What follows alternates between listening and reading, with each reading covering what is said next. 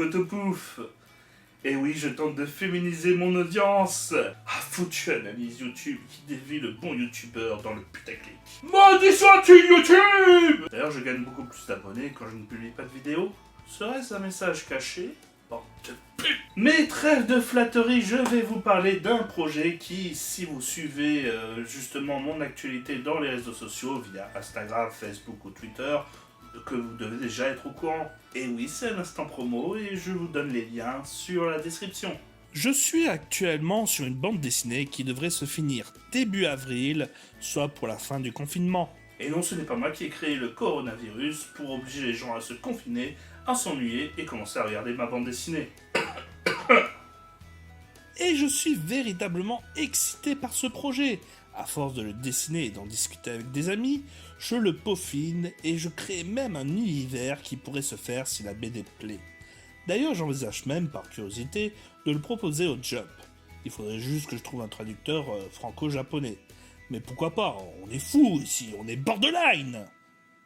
Youhou. Car si au départ l'histoire se voulait être un one-shot, et que j'avais la fin du one-shot, je n'avais pas encore décidé du milieu, et en réfléchissant est venue une idée qui pourrait s'adapter en série si les votes des lecteurs chers au Shonen Jump plairaient.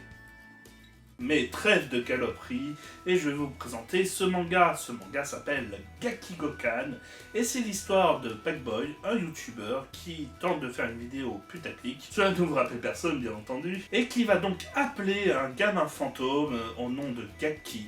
Mais tout ne va pas se passer comme prévu. Autant vous dire, actuellement il y a 10 pages de diffusées sur Mangadraft à l'heure que je vous parle, et j'ai terminé à peu près 20 pages sur les 24 pages que se fera ce one-shot. Autant vous dire, je suis véritablement motivé pour terminer ce projet. Un contrat, il en a pas con! Ferme ta gueule! Mais maintenant, nous allons passer dans la partie plus intéressante du projet, et nous allons faire une interview du mangaka sur sa méthode de travail. Un making-of inédit. Yo man, je suis Packboy, mangaka de talent.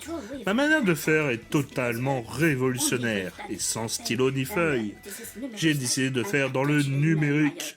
J'ai décidé de faire une histoire qui se passe uniquement dans un appartement. J'ai pu donc prendre le mien en photo selon les plans que je voulais. J'ai ensuite modifié ces photos pour leur donner un aspect BD à travers des retouches via Photoshop.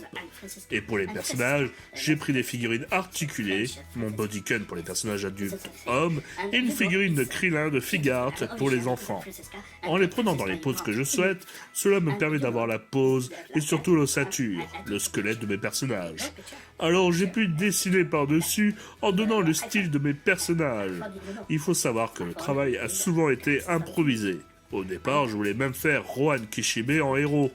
J'ai finalement préféré un personnage simple à dessiner, mais avec un look farfelu à la Jojo. J'ai même cherché des photos de modèles pour m'aider. Pour Gaki, l'idée était d'un costume de yokai.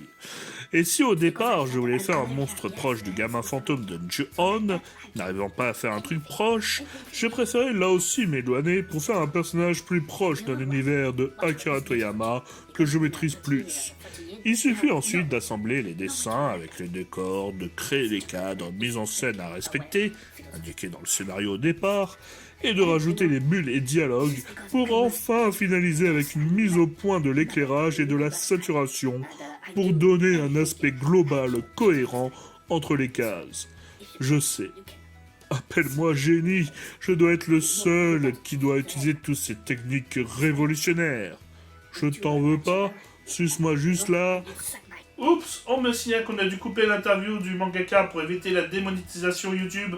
Que c'est devenu morne, chiant et lisse YouTube. Enfin bref, vous connaissez maintenant donc comment a été fait la BD Gakigokan, et j'espère que vous serez très nombreux à la lire. Sachez que j'envisage, lorsque les 24 pages seront faites, de le diffuser en entier sur Amilova en échange justement quand ça sera les 24 pages de terminées, et comme ça rattrapera la diffusion sur Mangadraft. Sinon, dernière petite annonce de malade, sachez que le week-end du 28 et du 29 mars, je serai en train de faire les 23h de la BD. Alors, donc ça sera du 28 mars, samedi 28 mars à 13h jusqu'à 29 mars 13h.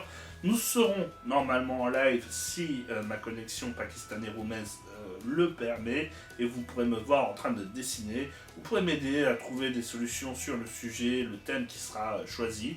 En tout cas, ce sera un bon moment pour passer du temps ensemble. Ce sera peut-être sur YouTube, mais qui a l'air d'être de plus en plus lent. Et je vais essayer Twitch entre temps pour voir si ça fonctionne beaucoup mieux. Et comme ça nous permettra d'avoir un live de qualité. Et tout en passant un bon moment tous ensemble dans le confinement. Alors je vous dis à la prochaine, faites attention à vous et profitez à max en plein confinement.